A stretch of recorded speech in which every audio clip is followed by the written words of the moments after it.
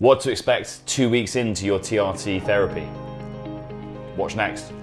But don't forget to subscribe and like whilst you watch this video. And keep watching.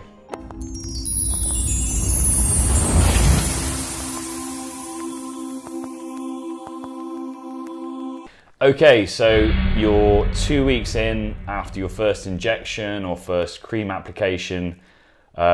You know, what to expect. And we're basically speaking from our own personal journeys. I mean, you know, Mike started, you know, TRT 23 years during ago. World War II. No, not that old. So, Not that. so he probably doesn't remember it, but basically it's our personal journeys and also the men that we support through, and we hear their experiences, and I think it's important information to know. I think this would have helped me a little bit when I first started TRT. So, I mean, for you, do you remember what it was like when you were going through? I do. I had hair when I started, but that's... Really? Yeah, I actually had hair. I was 22. I had low levels, and it was, before I started, it was, you know, finding a doctor at the time that could treat me. So once I found that, and we had a blood test, and I went to his consultation, he said, right, I think you're going to be a candidate for TRT. We didn't call it TRT then, for testosterone treatment. And, you know, you're ready to do your first injection. And I remember that moment because it was kind of a life-changing decision to consent to going forward with that treatment. So I had the first injection. I remember going home, and I'd say in a couple of days I actually felt something. Yeah? But you felt excited? I'd anxious? Not really anxious, No. but I had more more energy. Yeah. The gym was a bit better, and I felt a much better pump, and it just kept getting better each week. But my treatment plan was an injection initially every 2 weeks, so once a fortnight. Yeah. So it was a bit of ups and downs for me, and it's not the kind of modern treatments that we have today, and not the kind of modern treatments that our doctors use for our clients. So, I mean, with me, I suppose I had a fair amount of anxiety about starting, you know, a lifelong treatment and injections as well. So had the anxiety, had a bit of excitement about starting, obviously realizing what potentially could be, you know, causing the symptoms that you've been having for a long time. And I suppose, I think maybe I had a bit of placebo, you know, I was like, well, now I'm finally getting back on track. I'm going to get in the gym. I'm going to do some more. I'm going to start eating healthily. But realistically, like my symptoms, I didn't really notice much in the first couple of weeks. You know, by week 2, which is what we're talking about, really, you know, it was not much of a difference, to be honest. I remember I was on that journey with you. Yes. I remember, and you spoke to you. You called, and we, you know, I can share my own experiences. But again, as I said, my experiences in the first few weeks were all right. They were.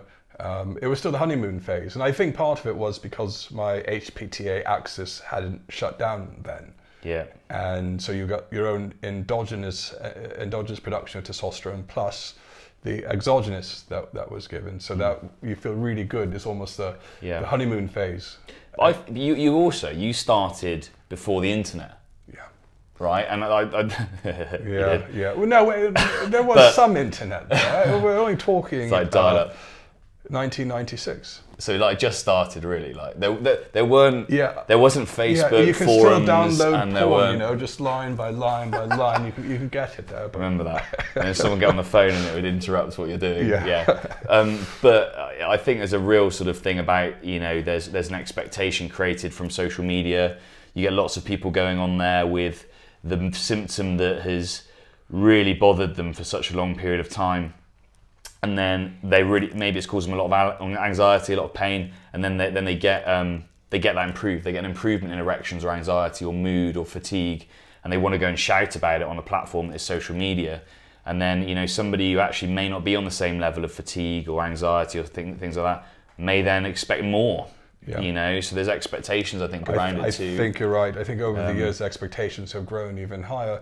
You know, there are some success stories. Other people take a bit longer. Yeah. You know, just like we spoke about on previous videos, that there's not one testosterone that's right for everyone. So everything's very individualized. But if you expect to have the same outcome as everyone else that you've read about on the internet, it's going to be different for you. Now, the vast majority of people, we have seen get better over time, but the time by 2 weeks, it could be anywhere. Yeah, so I think the majority of people that I've spoken to and supported through therapy is that 2 weeks really, you might have done a few injections basically, and that's really the only thing to sort of discuss and feedback on. Really, the majority of people at that point, they're not really noticing anything. There might be some placebo, and that's the majority. Remember, there are always some outliers. There's absolutely people out there that have said they've had an injection of Testosterone or cream, and they've felt dramatic differences immediately. But the general, in my experience, the people that I've talked to, it doesn't seem to be the case. Yeah, I mean, again, I don't know if it's placebo, but the second time when I had been off treatment, then put on patches, that's quite old, and then converted from patches over to the scrotal cream, I do remember within a day or two, it felt noticeably better than the patches. And I didn't have to wear 4 patches like around my midsection, which was very uncomfortable. And you're trying to give up smoking. You could hear me walking, yeah. Oh, really? and it would be crinkling sounds as I walked. And it was quite embarrassing because you were in the office and you kind of bend over, hunch over, and you can hear a crackle. So you got rid of that pretty quickly. Yeah, so the scrotal cream was brilliant from that point of view. But you were using scrotal cream 20-something years ago, weren't you? Yeah. So, but each time you might experience something different when well, in my case, there was a short stopping and then starting again. Yeah. But each product requires new titration. Each testosterone treatment may require some retitrate. You have to retitrate. You have to have blood tests done to make sure that you're on target, because there can be variability with the treatments. Heading in the right direction, sort of thing. Okay, so this is 2 weeks. It's another 2 weeks then before a blood test.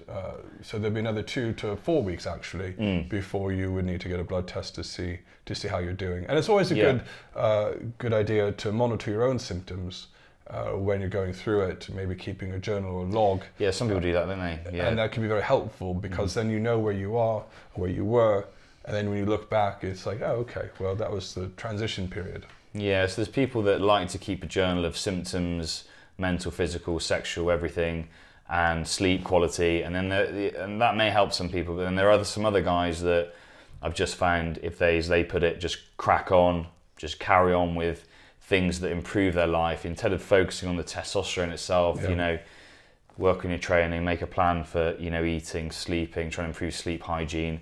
Or just crack on with what you do in your daily life. You might be busy, you might be, That's a really good point. And just cracking on, yeah. That's a good point. I actually had the discussion with someone today, and I think it just depends on where your comfort level is and what kind of brings you peace. So what I have noticed as well is when people start in the first 2 weeks, it does reorganize their lives in a way where they start doing things they may not have done before. And then this can be a double-edged sword. I don't know, you might not agree, or actually might agree, because when you think, I've got this new testosterone, I'm going to go back to the gym, I'm going to start exercising, there is a tendency you may overdo it and then wonder why your energy levels aren't quite there, because you've done more than you've ever done in ages, and now you expect the testosterone to compensate. So that's something true, to be careful of. The doctors have said, that if you are a regular gym goer, or used to be, or you know how to exercise, or you're keen to start, that if you start something like thyroid medication or testosterone, or you're just restoring any of those hormones, that it's worth really sort of acting like training under the radar, just trying to not push yourself too far, just getting your body acclimatized to it. And a good analogy that I heard was, imagine if you were starved of, a key nutrient, or just food, good food for 2 years, that you may be with, testosterone, estrogen, thyroid, whatever. You'd probably be dead. Yeah, you'd be dead. You'd be dead. Well, if you had just enough, let's just say you were malnourished, right? But you're alive, which is probably what it feels like if you've got low testosterone in lots of cases. But then you introduce, your food back in, and let's say you eat well for a month or so, a short period of time. It doesn't mean that all of the damage or lack of healing or repair throughout the body, or all those processes that require food, you know, have then suddenly restored by eating food for a small amount of time. And it can be similar. I like that analogy that I heard, that, you know, you have testosterone for a while, but it doesn't mean the body's suddenly used to squatting what you used to squat, or running how you used to run, or those sorts of things. And that can be key in terms of just long-term, you know, looking after yourself, I suppose, and having a goal of making TRT and other hormone therapy sort of work. So I think that's good, good information I heard about that. But I mean, 2 weeks, there's not much more to say really, is there? Do you want to talk about the penis? The penis? Well, oh, erections. Erections, that's sorry. a good idea. Let's talk about the penis. Yeah. Thanks, mate. Yeah, thank you. Yeah, so erectile function. So this is obviously a massive thing that, not in some people, not in me, that bothers people. So erections are obviously usually, you know, people use that as a meter of how things are going.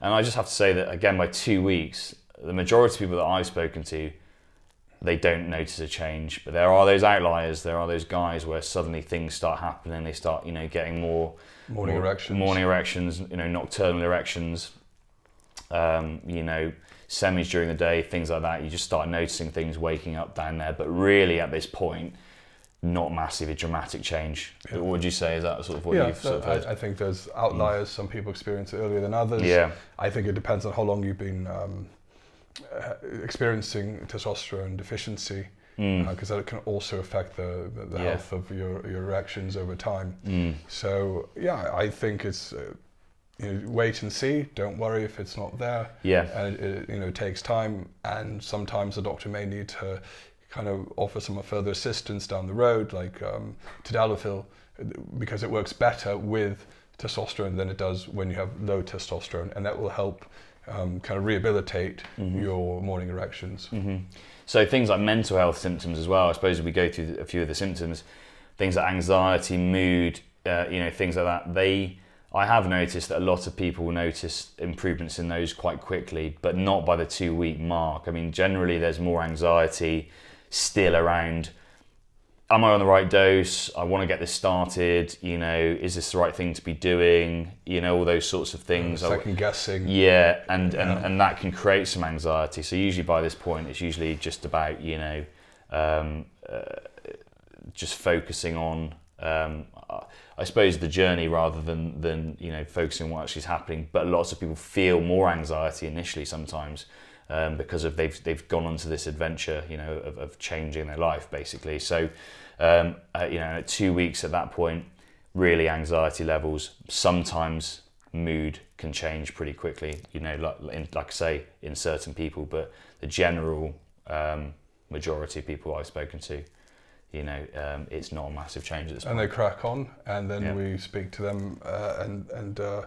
ready for the next blood test to kind of see how they feel will match with the blood levels. But yeah, so that's on to 6 weeks. So this has been 2 weeks. So hopefully you found this helpful. This is just sort of an insight into what to expect on TRT at 2 weeks. Yeah, keep watching. We'll have other videos looking at what's the next time. So next one is going to be what to expect at 6 weeks. So, you know, over a month into therapy, and what you sort of expect to feel and experience on TRT in that way. So if you like these videos, you know, want to see more content like this, please like, subscribe, ring that notification bell. And leave some messages and comments below. Yes, please. That'd be great.